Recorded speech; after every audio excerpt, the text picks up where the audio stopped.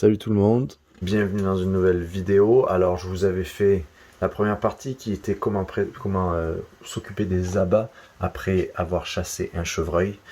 Ensuite je vous avais montré comment on découpe et on va conserver toute cette nourriture qui va nous durer plusieurs mois, plusieurs semaines si on mange ça 3 fois par jour, mais plusieurs mois si on rationne son animal en fait qu'on a chassé. Et dans cette troisième vidéo, je pensais vous montrer un des basiques de la chasse et de la préservation des aliments et des protéines sauvages, c'est faire du jerky, donc de la viande séchée. La viande séchée, c'est quelque chose qui a toujours été utilisé par toutes les cultures où la chasse est prédominante, toutes les cultures humaines en fait, toutes les civilisations humaines ont toujours fait sécher de la viande, particulièrement ici en Amérique du Nord, vu que c'était une des manières les plus efficaces et qui font durer la viande très très longtemps, qui permettent de la conserver pendant très longtemps. On va utiliser de la viande hachée. Alors quand j'ai découpé mon cerf, vous vous souvenez, j'avais fait plusieurs gros paquets de viande hachée. J'en ai 2 ou 3 comme ça. Et donc ça c'est toutes les parties que je n'ai pas fait en steak, en rôti ou quoi que ce soit.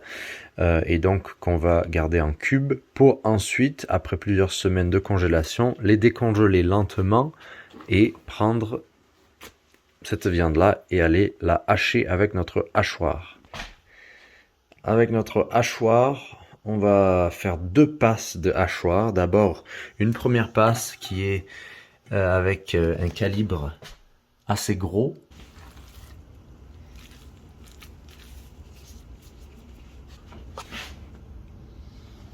Et ensuite avec un calibre plus petit. On va finir notre viande hachée pour notre deuxième passe.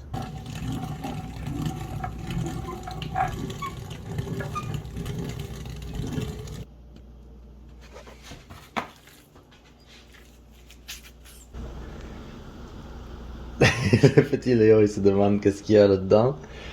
Et j'ai presque 2 kilos de viande hachée. Et ensuite on va passer à la prochaine étape qui est faire notre préparation pour le jerky. Ça fait très professionnel, hein? C'est hachoir, c'est à la main, comme ça il n'y a pas besoin d'électricité. Si vous avez une panne de courant, s'il n'y a plus d'électricité, vous pouvez juste tourner la manivelle. Et on a très peu de déchets, mais tous les déchets, ce que j'en fais, c'est soit parce que Léo, bon, il faut parfois lui dire que c'est un bon petit chiot, un bon petit chien. Est-ce que c'est un bon chien? Want a treat?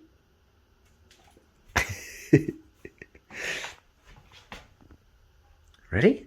Get it. Mais pour ce qui est du reste, ici, il y a quelques déchets. Des choses qui ne sont pas bien hachées. Et ce que j'en fais, ce sont des gâteries pour chiens.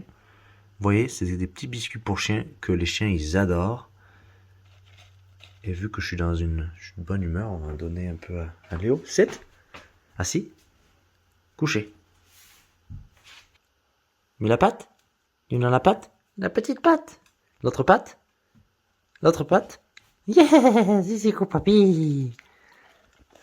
Bon, j'ai oublié un ingrédient principal pour faire du jerky, c'est de la saumure, un sel de saumure. Et donc il faut que je sorte, aller au Canyon Tire sûrement, ou quelque part pour trouver ça. Et je me suis dit qu'on s'arrêterait au stand de tir pour aller tirer un peu à l'arc.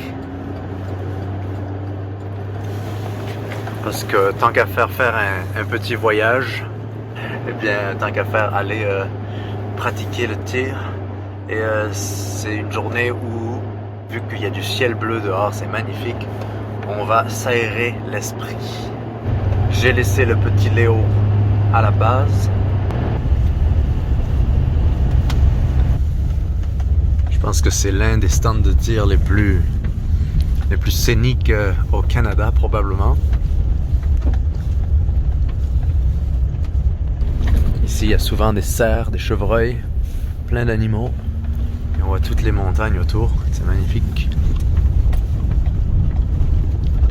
Alors ici c'est très très cool, ça s'appelle la forêt de Sherwood, comme dans Robin des Bois. Et en fait c'est un parcours de tir à l'arc. Vous pouvez juste vous gambader dans la forêt avec votre arc et suivre comme un parcours de golf mais avec votre arc et dans la forêt, donc bien mieux. Et ici c'est là où se trouve le stand de tir à l'arc et de tir au fusil. Il y a quelqu'un, on va dire bonjour. Vous vous souvenez, c'est mon arc, il faut pratiquer, continuer à pratiquer l'arc tout le temps quand on est tiré à l'arc. Et voici le range, le champ de tir qui est très très cool ici.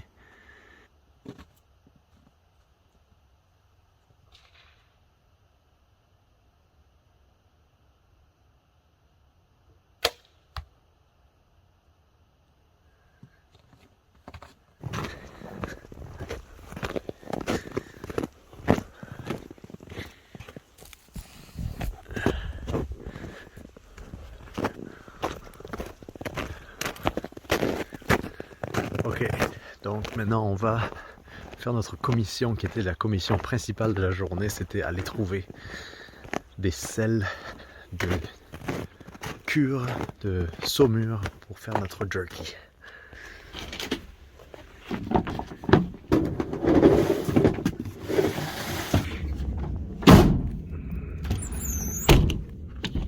Allez, c'est parti.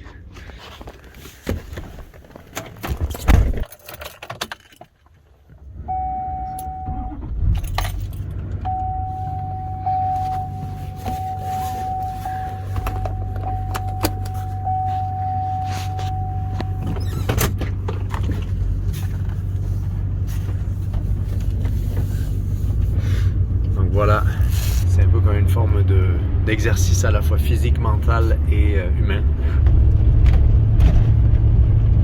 Direction les pneus canadiens, ça fait des années que je ne vous ai pas amené, pour aller chercher notre sel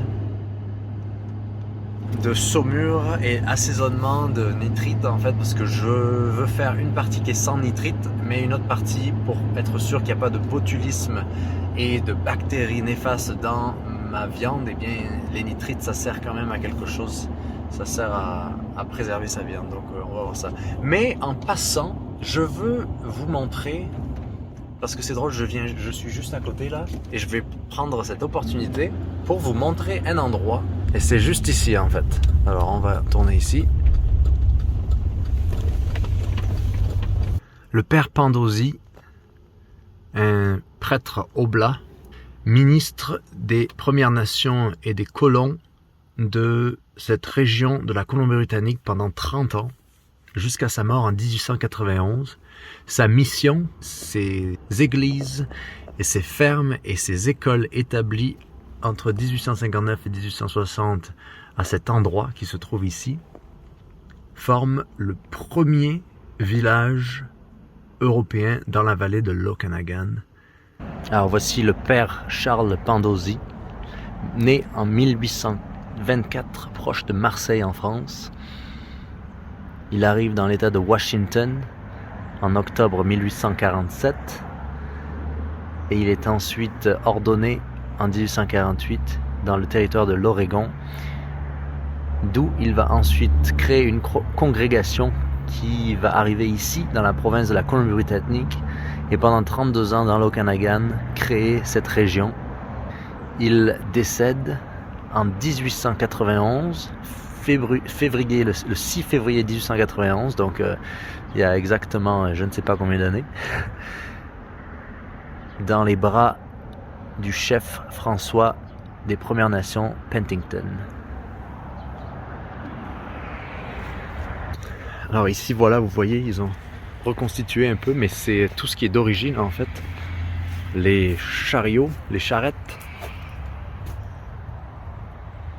qui étaient un peu leur 4x4 de l'époque. Il y avait, regardez ces roues, ça devait... il n'y avait pas d'amortisseur à cette époque-là, tout est fait en bois. C'est vraiment un modèle d'archive. C'était la van life avant la van life, la chariot life. L'Ouest, c'est une de mes... En fait, l'Ouest et l'histoire de l'Ouest, c'est un de mes moments d'histoire favoris. En fait, j'adore cette histoire-là. Parce qu'elle est très proche de nous et à la fois très lointaine, et il est impossible de réaliser la rudesse que c'était pour tout le monde. tant pour les Premières Nations que pour les premiers colons qui venaient d'Europe, qui s'étaient fait promettre je ne sais quoi et qui arrivent ici, qui n'ont aucune idée de la région ici, qu'est-ce que c'est. Il y a des grizzlies, il y a des cougars, il y a des autochtones qui vivent ici, qui savent vivre ici. Voilà, on a ici les charrues, on a ici plein d'outils, plein d'outils vintage au fur et à mesure des époques. On peut se dire que si on a ces outils-là chez soi, eh bien c'est un peu les outils primaires du survivaliste tout ça. Parce que c'est avec ça que vous allez passer les hivers, les étés, les printemps, les automnes, et que c'est de cette manière-là que les humains les ont passés pendant des siècles.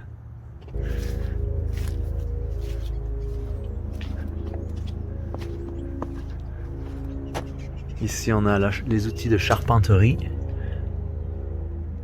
Une scie sauteuse de l'époque. Alors ici on a la chapelle.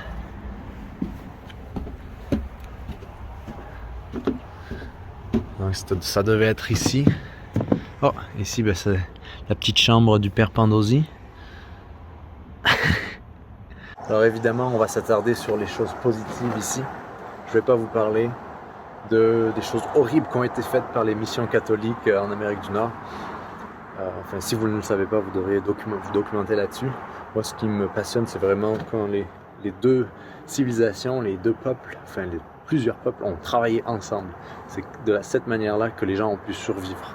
Après, à une échelle politique et sociale, c'est clair qu'il y a eu des abus, mais incroyables par l'Église catholique, avec des écoles résidentielles qui ont tué et sont responsables d'un génocide en fait culturel et social incroyable, que en fait on ne saura jamais vraiment qu'est-ce qui s'est passé. Même certaines Premières Nations, eux-mêmes qui peuvent être Premières Nations, c'est ça qu'on n'en parle pas souvent, eux-mêmes essayent de savoir comment ils faisaient les choses avant, parce que beaucoup de savoir a été perdu, parce que eh bien, il y a eu une sorte de lavage de cerveau général des générations entières de peuples autochtones par l'Église catholique, qui était un peu le bras armé du gouvernement canadien et américain, mais surtout canadien. Mais ce qui est fascinant, c'est de voir quand les gens vivent ensemble, comment les gens peuvent vivre ensemble, parce que les hivers étaient rudes, et donc l'hiver, il fallait vivre ensemble, il fallait être prêt, et il fallait faire du troc. Et donc toute cette histoire-là de l'Okanagan et de Kelowna, pour moi, elle est fantastique, parce qu'en fait, c'est un des seuls endroits dans cette Amérique du Nord, dans cet ouest que j'adore, où il y a des gens qui viennent en fait de là, moi, d'où une grande partie de ma famille est, du sud-est de la France, là où je suis né, et ça me fait rire en fait que moi j'ai trouvé plus ou moins ma maison dans une région, ma maison semi-sédentaire, semi-nomade, dans une région où il y a 150 ans, je ne le savais même pas, des gens qui viennent d'un endroit plus ou moins similaire à là où je suis né, là où une grande partie de ma famille est, ou était, eh bien ces gens-là sont venus ici comme moi, et ils ont essayé de se faire une vie ici plus libre. Et donc c'est intéressant. Je suis peut-être 150 ans trop tard arrivé ici.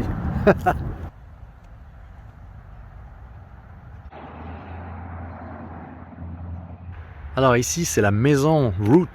C'est une cabane en bois, de cèdre, qui a été construite par le frère Surel en 1865 et qui était utilisée pour l'entreposage de fruits et légumes qui était cultivé sur cette ferme ici, parce qu'il faut dire que la mission du père Pandosy, c'était en fait le projet d'avoir une immense ferme pour être autosuffisant pendant l'hiver, parce qu'il a découvert que eh bien, les peuples autochtones étaient vraiment extrêmement précaires l'hiver, et il voulait un peu essayer de partager à tous les habitants de l'Okanagan comment passer l'hiver, et il a amené un peu cette idée d'essayer de cultiver, au lieu d'être juste nomade, d'être semi-nomade, et de cultiver la terre pour être plus en sécurité alimentaire l'hiver. Et donc cette bâtisse, elle est construite de 2 murs en rondins avec 4 pouces d'écart entre chaque rondin.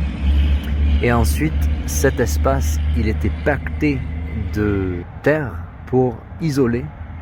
Et donc ça montre un peu qu'aujourd'hui on sait tout ce qu'on sait sur l'isolation, pour que ce soit en van ou en maison. Et donc ça montre un peu une sorte de connaissance intuitive de qu'est-ce que l'isolation en 1865 déjà. Et donc ici se trouve un des premiers frigidaires de la région.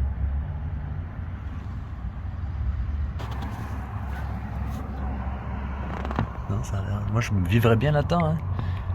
On met un petit lit superposé là, une petite cuisine là-bas, un poêle à bois, ça va, vous avez besoin de rien d'autre. Il y a des combles en haut pour ranger tout ce que vous avez besoin.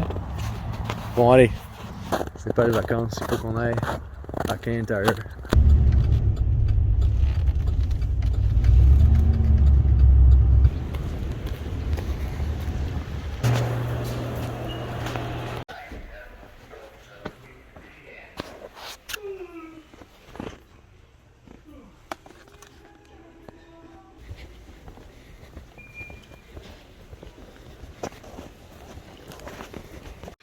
Alors ça y est, on a notre salaison et notre mélange d'épices pour jerky.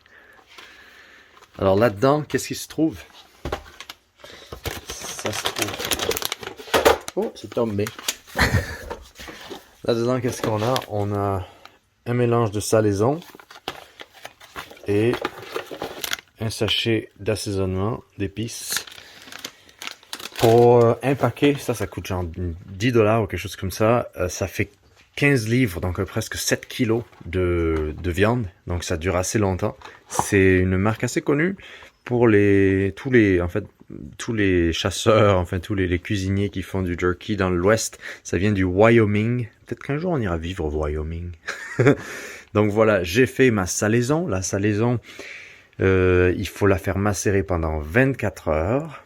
Et ensuite, après avoir passé tout ça au frigidaire pendant 24 heures, on va étaler nos tranches de jerky qu'on va soigneusement découper et ensuite les mettre dans notre déshydrateur, dans notre séchoir à viande ou à légumes. On peut faire sécher n'importe quoi. Et nous voilà. On a 1, 2, 3, 4, 5, 6 rangées de viande séchée. Alors vous pouvez faire sécher ça dans votre four, vous pouvez le faire à l'ancienne dans un fumoir. Si j'avais une ferme, c'est ça que je ferais évidemment. Mais ces petites machines, elles sont assez, c'est très simple, ça coûte vraiment pas cher. Et pour le nombre de choses que vous pouvez faire avec, parce que vous pouvez faire sécher, déshydrater tellement de choses, c'est tellement une manière pratique de conserver des aliments. Donc on va mettre une température à 160 Fahrenheit et en heure on va mettre 4 heures pour l'instant et on va checker toutes les heures et retourner nos morceaux de viande. Donc attention, moment de vérité, je le fais avec vous. J'ai jamais fait ça de ma vie, c'est magnifique d'essayer des choses sur cette chaîne. C'est parti. Donc voici notre deer jerky après 2 heures. J'ai peut-être fait des morceaux un peu trop épais, donc je vais tous les retourner. Peut-être 1 ou 2 fois tout au long de ce processus. Mon estimation c'est que ça va prendre peut-être 6-7 heures, on va voir. La prochaine fois je pense que je ferai des morceaux un peu plus fins. Mais on va voir comment ça sèche parce que c'est pas fini, il y a beaucoup d'humidité là-dedans. Donc on va voir comment tout cela sèche dans le déshydrateur. Ça va faire bientôt 6 heures, 7 heures même. Et voilà notre petit jerky. Il faut que ce soit moelleux, que ce soit chewy. Je pense qu'il lui faut encore 1 heure. Encore 1 heure de cuisson. Qu'est-ce que c'est bon. Ça a un goût de saucisson. Hâte à avoir ça dans mon sac à dos quand je pars en rando. Allez, encore une petite heure. Et c'est prêt. Il est 9 h du soir maintenant. Et il est temps d'empacter notre deer jerky. c'est excellent, c'est très fun à faire. J'ai eu beaucoup de plaisir à faire ça avec vous, donc merci d'avoir fait partie de cette vidéo. Merci beaucoup de contribuer à la page Patreon. Et moi, je me suis tenté d'un petit bout de viande sauvage séchée. Une manière ancestrale de préserver la nourriture et de se préserver soi-même.